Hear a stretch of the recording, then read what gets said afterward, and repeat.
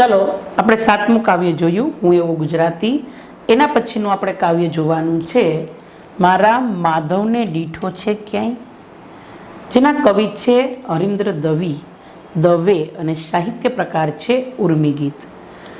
ઉર્મી ગીત એટલે પ્રકૃતિને લઈને બનાવેલું ગીત જે માધવને દીઠો છે કે ત્યાંથી તમને ખબર પડી ગઈ કે કૃષ્ણ ભગવાનને લઈને લખેલું છે, કારણ કે કૃષ્ણ ભગવાનના કે હજારો નામ છે એમાંનું એક નામ છે માધવ। હરીન્દ્ર દવે એમ કહે છે કે મારા કાનુડાને ક્યાંય જોયો છે, પણ હરીન્દ્ર દવે પોતે ગોતે છે ના, અહીંયા કોણ ગોતે છે તો કે વાંસળી છે, વાંસળીનો જે સૂર છે એ માધવને ગોતે છે, એટલે કે કાનુડાને ગોતે છે। ખરેખર વાંસળી અને કૃષ્ણ ભગવાન એ બંને તો અવિનાભાવી છે, અવિનાભાવી એટલે કે એકબીજાથી જોડાયેલા છે। વિખૂટો કરવો કે વિખૂટું બોલવું એ આવતું જ નથી, પણ અહીંયા હરીન્દ્ર દવેએ વિરહરૂપી કાવ્ય આપ્યું છે, પણ વિરહરૂપી કાવ્ય આપ્યું છે, વિરહનું કાવ્ય છે પણ કંઈક જુદું પડે છે, કંઈક અલગ છે કે જેમાં એ વિરહનું કાવ્ય વાંચવાની પણ મજા આવે છે, દુઃખ નથી થતું, એમ કંઈક અલગ રીતે એને અપનાવી છે હરીન્દ્ર દવેએ કે મારા માધવને દીઠો છે ક્યાંય। તો વાંસળી અને કૃષ્ણ તો એકબીજા સાથે જોડાયેલા છે, છતાં પણ વાંસળીનો સૂર છે એ કૃષ્ણ ભગવાનથી અલગ પડી ગયો છે, એટલે વાંસળી છે એ ગોતે છે કે તમે ક્યાંય મારા માધવને જોયો છે। તો સૌ પહેલાં તો એ ક્યાં ગોતવા જાય તો કે સૌ પહેલાં તો કૃષ્ણ ભગવાન વહેલી સવારે કદમની ડાળે જ બેઠા હોય, ત્યાં બેઠા બેઠા જ વાંસળી વગાડતા હોય, એટલે એ સૂર છે એ કદમની ડાળે જાય, કદમની ડાળે જઈ અને એને ગોતે છે, આજુબાજુ બધે જ જોઈ લે છે પણ ક્યાંય એને કૃષ્ણ ભગવાન દેખાતા નથી। પછી રસ્તામાં ધૂળને પૂછે, જોવે છે કે પગલાં છે, ધૂળને આમ ઢંઢોરીને પૂછે છે કે તમે કે મારા માધવને જોયો છે, અહીંથી મારો કાનુડો પસાર થયો છે। પછી કવિ એમ કહે છે કે નહીં અહીંયા તો નથી દેખાતા, તો નક્કી યમુના નદીના નીરમાં હશે। યમુના નદીએ જાય છે, યમુના નદીએ જોવા માટે જાય કે હાલો ન્યા જોઈ આવું, કાશ મારો કાનુડો યમુના નદી હશે।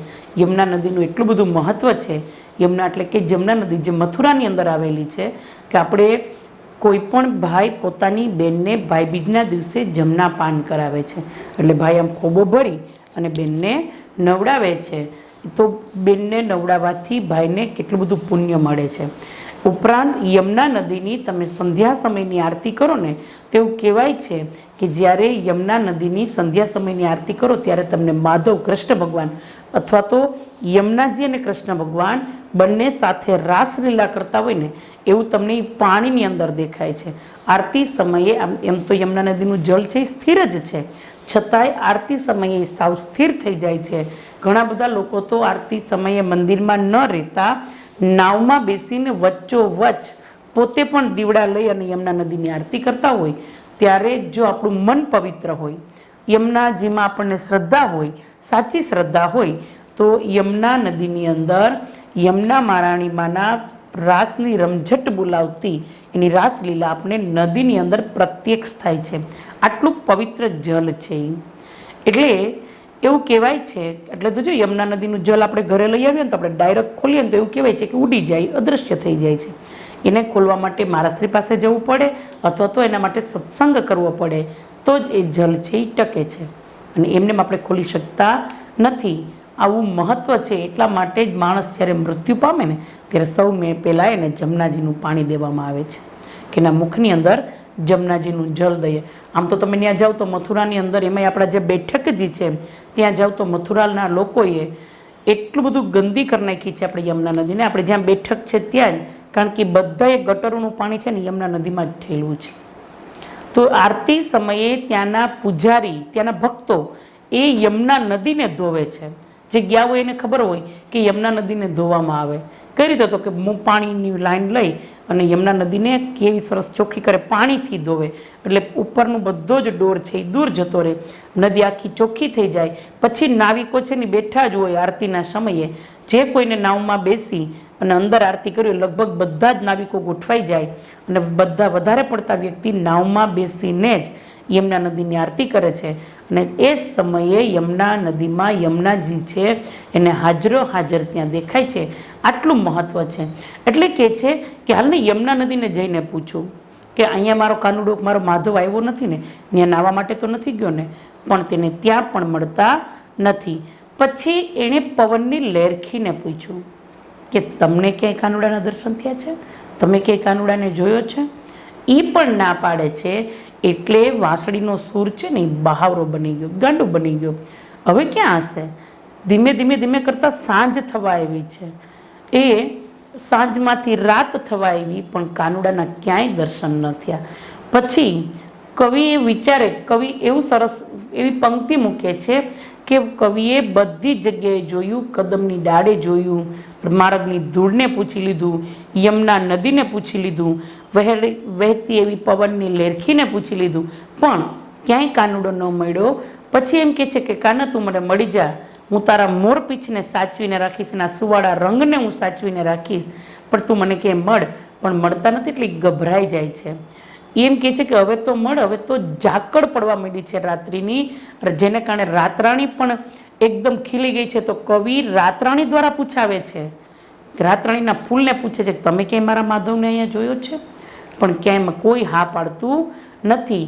પછી કવિ એવી સરસ પંક્તિ કહે છે કે મારો મોરલી રૂપી સૂર છે એ યમુના નદીમાં રેલાય છે.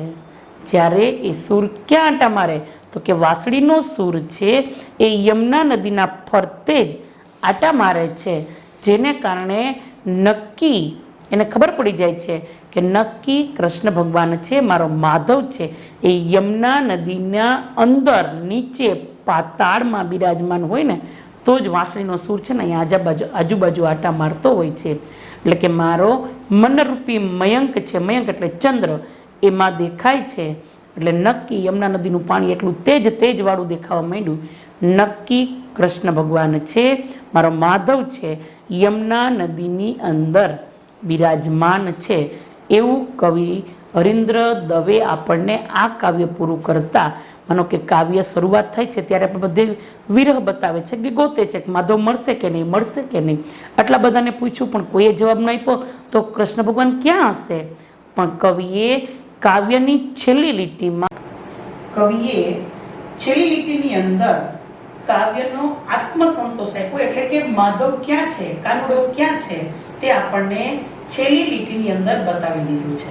એટલે કે આખું કાવ્ય ભલે વિરામમાં આપ્યું છે પણ અંતમાં આપણે કહી દીધું કે યમુના નદીના નીરની અંદર કૃષ્ણ ભગવાન છે છુપાઈને બેઠા છે. એટલે કાવ્ય કેવું થયું? તો આપણે ભલે વિરામમાં આખું કાવ્ય બતાવ્યું છે પણ સાથે સાથે કાવ્યનો અંત છે એ સુખદ આપી દીધો. તો એવું કાવ્ય મારા માધવને દીઠો છે ક્યાં, જે આપણે અહીંયા ભણવાનું છે. અત્યારે આપણે પહેલા પ્રસ્તાવના જોઈએ. હરીન્દ્ર જયંતીલાલ દવેનું વતન, ખાસ યાદ રાખજો, ખંભરા, જે કચ્છની અંદર આવેલું છે. ખાસ વતન છે પૂછાય છે, એની જન્મભૂમિ પૂછાય છે. તેઓ વ્યવસાય પત્રકાર હતા. કવિતા, નવલકથા, નાટક, વિવેચન, નિબંધ જેવા વિવિધ ક્ષેત્રો તેમણે ખેડ્યા હતા. આશવ, મૌન, સૂર્યોપનિષદ, હયાતી તેમના કાવ્ય સંગ્રહો છે. માનો કે આવા કાવ્ય સંગ્રહો પરીક્ષાની અંદર પૂછાતા નથી, પણ છતાંય આપણે અહીંયા જોઈ લઈએ કે તમે કોઈ સ્પર્ધાત્મક પરીક્ષા આપવાના હોય ત્યારે તમને આ બધું કામ લાગે. તેઓ મુખ્યત્વે કવિ છે. તેમના ગીતોનું માધુર્ય ધ્યાન ખેંચે છે. અગનપંખી, પળમાં પ્રતિબિંબ, માધવ ક્યાંય નથી, મુખવટો, અનાગત, ગાંધીની કાવડ તેમની નોંધપાત્ર નવલકથાઓ છે. તેમણે રણજીતરામ સુવર્ણચંદ્રક એવોર્ડ આપને પૂછાય છે કે એવોર્ડ એને પ્રાપ્ત કર્યા તે, તો કે કયા એવોર્ડ મળ્યા છે? તો કે તેમને રણજીતરામ સુવર્ણચંદ્રક, ગુજરાત સાહિત્ય અકાદમી, ગાંધીનગર દિલ્હીના એવોર્ડ તેમને એનાયત થયા છે, એટલે તેને પ્રાપ્ત થયા છે. હવેનો જે પેરેગ્રાફ છે કયો છે? તો આપણા કાવ્યનો ભાવાર્થ છે. ગુજરાતીમાં લખાયેલા કૃષ્ણ વિરહના કાવ્યોમાં આ કાવ્ય અનેક રીતે નોખું પડે છે. જો વિરહના ઘણા બધા કાવ્ય છે, એમાં ખાસ રાધા અને કૃષ્ણનો જે વિરહ છે એને લઈને તો ઘણા બધા કાવ્યો આપેલા છે, પણ આ કાવ્ય કંઈક અલગ રીતે આપેલું છે. આપણે વાંચવું પણ ગમે એવું છે, આપણે દુઃખ નથી થતું. એમાંય પાછું કવિ અંતના સમયે સુખ આપી દે છે, સંતોષ આપી દે છે. ગુજરાતીમાં લખાયેલા કૃષ્ણ વિરહના કાવ્યમાં આ કાવ્ય અનેક રીતે નોખું પડ્યું છે. વાંસળી એ તો કૃષ્ણ સાથે અવિનાભાવી રીતે જોડાયેલું છે કે ઈ બંને અવિનાભાવી ઈ બંનેનો કોઈ દી અંત હોય નહીં. ઈ બંને કોઈ દી અલગ જ ન થાય, એકબીજાથી જોડાયેલા છે. કે એને અલગ થવું કે અલગ કરવા એ વિચારવું પણ અશક્ય છે. પણ અહીં તો વાંસળી પોતે કૃષ્ણથી વિખૂટી પડેલી છે. અહીંયા તો વાંસળી પોતે કૃષ્ણ ભગવાનથી અલગ પડી ગઈ છે. વાંસળીનો સૂર કૃષ્ણને શોધતો હોય છે. એ શોધ સાથે જોડાય છે બાળપણના જીવનના પ્રતીકો. બાળપણમાં કૃષ્ણ ભગવાન ક્યાં ક્યાં રમવા જતા એ બાળપણના જીવનના પ્રતીકો છે એ આ કાવ્યની અંદર આલેખાયેલા છે. ક્યાં ક્યાં પ્રતીકો? તો કે કદમ, કારણ કે કદમની ડાળે રમવા જતા, ત્યાં જ વાંસળી વગાડતા, ત્યાં પણ ગેંદી દળે રમતા. ઉપરાંત યમુના નદી, ત્યાં નાવા જતા. રાધા સાથે એને મિત્રતા હતી, પ્રીત હતી. મોરપીંછ, જે કાનુડાને સૌથી વધારે પ્રિય છે. તો આ બધાનો કાવ્યાત્મક વિનિયોગ કવિ અહીંયા કર્યો છે. કાવ્યના ડબમાં ઢાળીને આપણને અહીંયા બતાવ્યું છે. યમુનાના વહેણ સાથે રાધાની આંખની ઉદાસી. માનો કે યમુનાના વહેણ છે ઈ શાંત છે, તો સાથે સાથે રાધાએ પણ આજે માધવને ક્યાંય જોયો નથી, તો ઈ પણ ઉદાસ છે.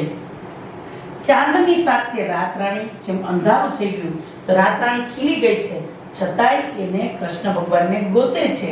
મોરપીંછ સાથે સુવાળા રંગ, એને કીધું ને કે અમને મોરપીંછ મળી જાય તો અમે એના સુવાળા રંગને અમે સાચવશું. એટલે મોરપીંછ સાથે સુવાળા રંગનું, આકાશ સાથે ચંદ્રનું સાયુજ્ય રચીને કૃષ્ણનો વિરહ કવિએ તીવ્ર બનાવ્યો છે. આકાશ સાથે ચંદ્રનું સાયુજ્ય એટલે આકાશ અને ચંદ્રનો મિલન બતાવીને અહીંયા કવિએ કંઈક અલગ જ એવી પંક્તિ આપી અને વિરહને વધારે તીવ્ર બનાવ્યો છે. આપણને આખા કહ્યું કે કૃષ્ણ મળશે કે નહીં મળે, જે જગ્યાએ હોવા જોઈએ ત્યાં ક્યાંય છે નહીં, તો કૃષ્ણ ક્યાં હશે? પણ કૃષ્ણથી વિખૂટા પડવાથી શરૂ થતા ગીતના અંતે જળનું તેજ જોઈને, યમુના નદીના જળમાં એટલું બધું તેજ દેખાય છે, એ તેજ જોઈને વાંસળી ઓળખી જાય છે કે ચોક્કસ અંદર કૃષ્ણ હશે જ. જળની અંદર પાતાળમાં નક્કી કૃષ્ણ ભગવાન છે જ. ત્યાં કાવ્ય વિરમે છે, ત્યાં આપણું આ કાવ્ય છે પૂરું થઈ જાય છે. ભાવની સાથે લયનું ખેંચાણ પણ આ ગીતનું સબળ પાસું છે. એટલે કે આને સુંદર રાગથી ગાવું હોય તો પણ ગાઈ શકાય છે. પણ હું તમને ગાઈને સંભળાવીશ નહીં, કારણ કે મારું ગળું ભગવાને એટલું સારું નથી આપ્યું કે તમને હું રાગથી દોડાવી શકું. જો ગાવ તો તમે મોબાઈલ મૂકીને વયા જાઓ. ચાલો કાવ્યની શરૂઆત કરીએ આપણે. કાવ્યની શરૂઆત વાંસળીથી વિખૂટો થઈને આ સૂર એક. વાંસળીથી વિખૂટો જોડણી યાદ રાખજો. નિયમ છે 3 અક્ષરનો શબ્દ હોય ને ત્યારે વચ્ચેનો અક્ષર હંમેશા દીર્ઘ જ લખાય છે. વાંસળીથી વિખૂટો થઈને, વિખૂટું થવું એટલે દૂર થવું, જુદું થઈને આ સૂર એક. સૂર એટલે અવાજ, સ્વર એક. ઢૂંઢે કદમની છાય, ઢૂંઢે કદમની છાય, કદમના છાયામાં ગોતે છે. જોડીનો બીજો નિયમ, એના પછીનો નિયમ ઢૂંઢે. 2 અક્ષરનો કોઈ પણ શબ્દ હોય ત્યારે હંમેશા પહેલો અક્ષર દીર્ઘ જ લખાય છે.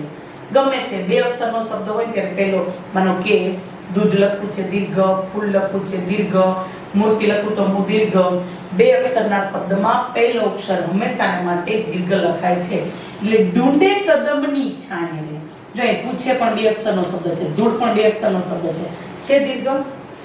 જોડણીના નિયમ સાથે સાથે લખતા જાજો, જેથી કરીને નિયમ છે આપણે કમ્પ્લીટ થતા જાય. પછી જ્યારે હું કરાવું ત્યારે તમને આ બધા નિયમ તાજા થઈને આવડી જાય. ઢૂંઢે કદમની છાય, તો વાંસળીનો સૂર છે. કૃષ્ણ ભગવાનથી વાંસળી અલગ પડી ગઈ છે, એટલે વાંસળીનો જે સૂર છે એ કૃષ્ણ ભગવાનને ગોતવા નીકળ્યું છે કે કૃષ્ણ ક્યાં ગયા છે. કારણ કે આજે સવારથી કૃષ્ણ ભગવાને વાંસળી લીધી નથી અને વાંસળીમાંથી સૂર છેડ્યા નથી, તો બંને અલગ પડી ગયા છે. તો ક્યાં ગોતે છે? તો કે કદમની છાય. શું કામ? તો કે રોજે બધા સવારે કદમની ડાળીએ રમવા જાય છે, પણ ત્યાં ક્યાંય જોવા મળ્યા નહીં. માર્ગની ધૂળને દંડોળી પૂછે, રસ્તામાં ધૂળને પૂછે, જોવે છે કે કાનુડાના પગલા તો નથી ને, એના પગની છાપ હોય ને તો એ કહું કે અહીંથી નીકળો છે, કઈ બાજુ ગયા છે. પણ માર્ગની ધૂળને દંડોળીને વીખીને હલાવીને પૂછે છે, મારા માધવને દીઠો છે કે તમે મારા કૃષ્ણ ભગવાનને ક્યાંય જોયો છે? યમુનાના વહેણ ન્યા ના પડી, માર્ગની ધૂળે કઈ જવાબ આપ્યો નહીં. કદમની દાળે દેખાણા નહીં, ધૂળની અંદર ક્યાંય એના નિશાન દેખાણા નહીં. એટલે ક્યાં જાય છે? તો કે વાંસળીનો સૂર સીધો યમુના નદીએ પહોંચે છે. યમુનાના વહેણ તમે મૂંગા, જો 2 અક્ષરનો શબ્દ છે, દીર્ઘ છે. યમુનાના વહેણ તમે મૂંગા છો કેમ? યમુનાનું વહેણ કેમ આજે મોંઘું છે, કેમ કઈ અવાજ નથી કરતું? અને રાધાની આંખ કા ઉદાસ? તે રાધાને જોઉં છું તો રાધા પણ ઉદાસ લાગે છે, દુખી લાગે છે. શું કામ? તો કે આજે રાધાએ પણ કે કૃષ્ણ ભગવાનને જોયા નથી અને યમુના નદીના નીર પણ આજે સ્થિર છે. એનો મતલબ જો ત્યાં પાણી ઉછળકૂદ કરતું હોય ને તો નક્કી કાનુડો ત્યાં નાવા ગયો હોય, પણ અહીંયા કાનુડો આવ્યો નથી. રાધાની અને રાધાને પણ મળ્યો નથી. એટલે કે કાનુડો છે એ કદમની ડાળે નથી, રસ્તાની ધૂળમાં કેની છાપ નથી દેખાતી, યમુના નદીએ પણ નથી, રાધા પાસે પણ નથી ગયો. એટલે રાધા પણ આજે દુખી છે. પછી કોને પૂછે છે? તો કે વહી જતી આ લહેર કી લોક ચિહ્ન મૂક્યો છે, હનો લોપ થયો છે. લહેરખી પવનની જે લહેરખી હોય ને એમાં હનો લોપ થયો. લોપ ચિહ્ન હનો લોપ થયો છે એટલે લોપ ચિહ્ન મૂકેલું છે, ઉપર અલ્પ વિરામ કરેલું છે. જેને નીચે મૂકો તો અલ્પ વિરામ કહેવાય, ઉપર આવે તો લોપ ચિહ્ન કહેવાય. વહી જતી આ લહેરખી વ્યાકુળ કરે છે. અહીં પવનની લહેરખી આવે છે ને તો વાંસળીનો સૂર એમ કહે છે હું વ્યાકુળ થઈ ગયો, ખબર નથી પડતી કે ક્યાં છે. પવનની લહેરખી ઠંડી ક્યારે આવે? તો એનો મતલબ એવો થયો કે સાંજ થવા આવી છે. વહેલી સવારથી વાંસળીનો સૂર કૃષ્ણ ભગવાનને ગોતે છે, એના માધવને ગોતે છે, પણ હવે તો ઠંડો પવન લહેરખી પણ મને વ્યાકુળ કરવા માંડી. બીક લાગવા માંડી તો સાંજ થવા આવી, હજી કેમ કૃષ્ણ ભગવાન નથી મળ્યા? સરત્યા સાંજનો ઉજાસ રે. સાંજ થવા આવી ગઈ છે છતાં પણ મને કોઈ જગ્યાએ કૃષ્ણ ભગવાનના દર્શન થયા નથી, એટલે કે મને મારો કાનુડો કે દેખાણો નથી. બહાવરી, બહાવરી એટલે ગભરાયેલી. વિભાવરી, વિભાવરી એટલે રાત્રિ, નિશાળ. જોડણી યાદ રાખજો, વિભાવરી. જોડીનો નિયમ છે 4 અક્ષરનો શબ્દ હોય ને એમાં પહેલો અક્ષર હંમેશા માટે હસ્વ જ આવે. 4 અક્ષરના શબ્દમાં પહેલો અક્ષર હંમેશા માટે હસ્વ આવે છે. બહાવરી વિભાવરીના પગલાની લાગણીથી રાત્રિ આવી ગઈ છે, ગભરાયેલી રાત્રિ પણ પ્રવેશી ગઈ, એટલે કે સાંજ થઈ ગઈ છે. રાત્રાણી ઝાકળથી નાઈ. કેવી સાંજ થઈ ગઈ? તો કે રાત્રે જે ઝાકળ પડે ને ઝાકળ એ પડવા માંડી છે. રાત્રાણી ખીલી ગઈ છે. રાત્રાણી એટલે રાત્રે ખીલતું ફૂલ, એમાં ઝાકળ આવવા માંડી છે, ખીલી ગઈ છે. આટલું અંધારું થઈ ગયું પણ હજી મને મારો માધવ કેમ મળ્યો નહીં. પછી કે છે ઉડતું આવે જો અહીં મોરપી છે. ઉડતું આવે જો વ્યક્તિ એનાથી દૂર થાય ને ત્યારે વ્યક્તિની ને વ્યક્તિની વસ્તુની કે એના બોલની કિંમત થાય. અત્યાર સુધી મોરપીંછની કિંમત નહોતી, પણ કાનુડો વહી ગયો તેમ કે એના કરતા મોરપીંછ હોત ને તો એ બતાવીને લાલચી કાનુડાને બોલાવવા. એટલે ઉડતું આવે જો ઈ મોરપીંછ. જો કાનુડાનું ક્યાંક મોરપીંછ આ મૂડીને આમ દેખાય છે ને તોય ખબર પડી જાય કે કાનુડો અહીં આજુબાજુમાં જ ક્યાંક હશે, અથવા તો મોરપીંછની લાલચ એને બોલાવી લઈએ. તો કે છે મોરપીંછ તો અમે સાચવશું સુવાળા રંગને. હવે તો જો કાનુડાનું મોરપીંછ મળી જાય ને તેના સુવાળા રંગને પણ સાચવવું છે, જેથી કરીને કાનો છે આપણી પાસે જ રહે. પછી કવિ એમ કહે છે હરિન્દ્ર દવે, મારી તે મોરલીના આભમાં ઉગે છે એ. કવિએ પોતાની મોરલીને શેનું ઉપમા આપી છે? તો કે મારી તે મોરલીના આભમાં, મોરલી રૂપી આભની અંદર શ્યામના તે નામનો મયંક કરે. મયંક એટલે ચંદ્ર. કવિ પંક્તિમાં એવું કહે છે કે મારા મોરલી રૂપી આભમાં શ્યામ નામનો ચંદ્ર છે ઉગેલો છે. જેમ આકાશમાં ચંદ્ર ઉગે છે તો કવિએ આકાશ કોને કીધું છે? તો કે કૃષ્ણ ભગવાનની મોરલી. આકાશમાં ઉગેલા ચંદ્ર જે અત્યારે સાંજ થઈ ગઈ છે, ચંદ્ર આવી ગયા છે, તો કોને ચંદ્ર કે છે? શ્યામના તે નામનો મયંક કરે. એનો જે સૂર નીકળે છે એ મારો ચંદ્ર છે. પછી એ વાંસળી વગાડે છે. આભરૂપી વાંસળીના શ્યામના નામરૂપી ચંદ્ર ક્યાં છે? જળમાં તે તેજ એનું એવું રેલાય છે. જેમ આકાશમાં ચંદ્ર ઉગે અને જળમાં એનું પ્રતિબિંબ પડે છે, એમ અહીંયા કવિ એમ કહે છે કે મારા મોરલી રૂપી આભમાં સૂરરૂપી જે ચંદ્ર છે એ ક્યાં જાય છે? તો કે જળમાં તે તેજ એનું એવું રેલાય છે. મારો સૂર છે ને યમુના નદીમાં ચારે બાજુ રેલાય છે, ચારે બાજુ પથરાઈ ગયો છે, એનાથી આગો પાછો ક્યાંય જતો જ નથી. જળમાં તે તેજ એનું એવું રેલાય છે, પાતાળે હરિવર પરખાય રે. પાતાળની અંદર નીચે જમીનમાં ક્યાં? યમુના નદીના તળમાં નક્કી હરિવર પરખાય રે. કારણ કે સૂર બીજે ક્યાંય જતો જ નથી. સૂર ક્યાં જાય છે? તો હમણાં યમુના નદીમાં વિખરાઈ ગઈ છે, એમાં વમળ કરે છે, ત્યાં પથરાયેલો રહે છે.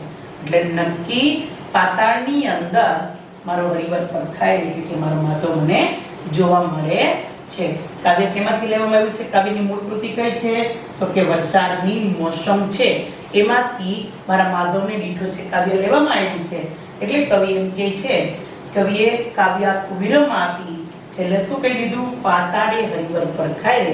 એટલે કૃષ્ણ ભગવાનને જે ગોતતા હતા એનો અંતમાં સુખદ અંત આપી. કાવ્યની છેલ્લી પંક્તિમાં સુખદ અંત આપ્યો કે નક્કી યમુના નદીના પાતાળમાં તળિયામાં હરિવર સંતાય એટલે કે માધવ છે છુપાઈને બેઠો છે. અહીંયા તમારું આ કાવ્ય છે પૂરું થાય છે. ચાલો કાવ્ય પૂરું કર્યું. કાવ્ય બધાને સમજાઈ ગયું હશે. હવે શું કરવાનું છે તો કે કાવ્યનો સવિસ્તાર પ્રશ્ન, માધવને મેળવવા માટેની સુરની તીવ્ર ઉત્કંઠા તમારા શબ્દોમાં લખો. માધવને મેળવવા માટેની સુરની તીવ્ર ઉત્કંઠા છે આપણે આપણા શબ્દોમાં લખવાની છે. એવો સવિસ્તાર પ્રશ્ન છે. તો કઈ રીતે લખશું આપણે? તો કે પ્રશ્નમાં સૌ પહેલા પેજની ડાબી બાજુ આપણે શું લખશું તો કે કૃતિ, કર્તા, સાહિત્ય પ્રકાર અને મૂળ કૃતિ એટલું લખાઈ ગયા પછી શું કરશું આપણે તો કે હરીન્દ્ર દવેનો કવિ પરિચય છે. કવિ પરિચયની 2-4 લીટી લખીશું. 2-4 લીટી લખાઈ ગયા પછી આપણે આખા કાવ્યનો ભાવાર્થ છે બેઠો બેઠો લખી નાખવાનો છે. તમને જેમ મજા આવે એમ સ્ટોરી રીતે લખી નાખવાનું. કાવ્યની સ્ટોરી યાદ હોય એટલે આપણે કાવ્યના મોટા પ્રશ્નો પાકા કરવાની જરૂરિયાત રહેતી નથી અને ગોખવાની જરૂરિયાત રહેતી નથી. એટલે શું કરવાનું તો કે કાવ્યનો બેઠે બેઠો ભાવાર્થ લખી નાખવાનો. પણ કાવ્યનો પ્રશ્ન છે એટલે ખાસ યાદ રાખવાનું કે આમાંથી કોઈ પણ 2 પંક્તિ તમારે એની અંદર લખવાની રહેશે. માનો કે આપણે લખ્યું કૃતિ તો કે માધવને દીઠો છે ક્યાંય, કર્તા હરીન્દ્ર દવે, સાહિત્ય પ્રકાર ઉર્મી ગીત, મૂળ કૃતિ તો કે વરસાદની મોસમ છે. પછી આપણે શું ચાલુ કરીએ તો હરીન્દ્ર દવેનો પરિચય આપીએ. હરીન્દ્ર દવેએ જે વીરનું કાવ્ય આપેલું છે તે બધા કાવ્યો કરતા અલગ છે. તેમાં તેણે કૃષ્ણના બાળપણના અમુક એવા પ્રતીકો જે મૂકી અને કાવ્યને વધારે સુંદર બનાવી છે. કાવ્ય વિરમમાં છે પણ અંતે કાવ્યનો સુખદ એવો અંત આપી દે છે. તો આવું માધવ જ્યાં ખોવાઈ ગયો છે તો વાંસળીનો સૂર છે એ માધવને અલગ અલગ જગ્યાએ ગોતે છે. તે કાવ્યનો ભાવ અહીંયા બતાવેલો છે. પછી કાવ્યનો ભાર. માધવ અને વાંસળી ક્યારેય બીજાથી અલગ થયા નથી. ત્યાંથી આપણે શરૂઆત કરી દેવાની કે છેલ્લે પાતાળમાં છે હરિવર દેખાય છે. આખો પ્રશ્ન લખવાનો. પણ વચ્ચે માનો કે તમે વચ્ચે એમ પહોંચ્યા કે સાંજ થતી આવી છે પછી આ પંક્તિ મૂકી દેવાય. બહાવરી વિભાવરી પણ જો અઘરી લાગતી હોય તો આનો મુકાય. તમને જે સહેલી લાગે ઈ તમે ભાવાર્થ લખતા હોય ને જ્યાં પહોંચો જે પંક્તિ તમને સહેલી લાગે છે ત્યાં પહોંચો ને એટલે પંક્તિ મૂકી દેવાય. માનો કે વાંસળીનો સૂર છે, માધવથી વાંસળી અલગ પડી ગઈ છે એટલે વાંસળીનો સૂર કૃષ્ણ ભગવાનને ગોતે છે. સૌ પહેલા તે કદમની દાડે જઈ અને કૃષ્ણ ભગવાનને ગોતે છે કે ક્યાંય આજુબાજુમાં કૃષ્ણ ભગવાન છે કે નહીં. પછી પંક્તિ મૂકી દો. મારગની ધૂળને ઢંઢોરી પૂછે મારા માધવને દીઠો છે કે. તો સૌ સહેલી કારણ કે આ તો કાવ્યનું શીર્ષક થઈ ગયું. આપણે કેટલું લખવું પડે છે આટલું. મારગની ધૂળને ઢંઢોરી પૂછે મારા માધવને દીઠો છે કે પંક્તિ મૂકી દો ને. પંક્તિ મૂકીને શું કરે તો આવી જ રીતે મૂકવાની પંક્તિ. અહીંથી આટલી પહેલું ચરણ અહીંથી આટલું, બીજું ચરણ થોડું કઈ થઈ ગયું. એટલે પંક્તિ લખો તે ઉપરની એક લીટી છોડો, પંક્તિ લખાઈ ગયા પછી એક લીટી છોડો. પછી શું થાય ખબર? સીધો આનો ભાવાર્થ લખી નાખો એટલે એક લીટી એમ વધી ગઈ. કવિ એમ કહે છે, કવિએ વાંસળીના સૂર દ્વારા રસ્તાની ધૂળને પણ ઢંઢોળીને પૂછી જોયું કે અહીંથી કૃષ્ણ ભગવાન ક્યાંય પસાર થયા છે અને કૃષ્ણ ભગવાનને ક્યાંય જોયા છે. પછી પાછું લખવાનું ચાલુ કરો અને પછી માનો કે લખો મારી તે મોરલીના આભમાં ઉગે છે એક શ્યામના તે નામનો મયંક કરે. પછી એનો ભાવાર્થ કરીને પૂરું કરી દો. એટલે આ પંક્તિ લખી પછી આનું પાછું ભાષાંતર લખો, ફરી પાછી આ પંક્તિ લખો ને છેલ્લે પૂરું કરી દો. પણ વચમાં તમને આ નથી આવડતી પંક્તિ, આમાંથી કોઈ આવડે છે તો એ લખો. પણ એની સમજૂતી પહોંચે ત્યારે પંક્તિ મૂકી દો તો તમારો પ્રશ્ન છે એકદમ વ્યવસ્થિત થઈ જાય. તો આવડી જાય બધાને પ્રશ્ન લખતા. બધાએ ફેસબુકમાં પ્રશ્ન લખવાની શરૂઆત કરી દેવાની છે. રૂબરૂ મળશું ત્યારે આપણે આ બધા જ પ્રશ્નને ચેક કરીશું.